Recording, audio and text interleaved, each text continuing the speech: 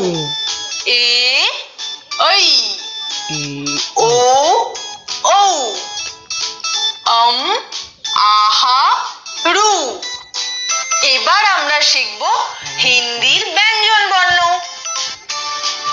ক খ গ ঘ আ, চ ছ জ ঝ ইয়, ট ঠ ড ধ ন, ত থ দ ধ ন, প ফ ব ভ ম, য় র ল ব শ, শ স হ ক্ষ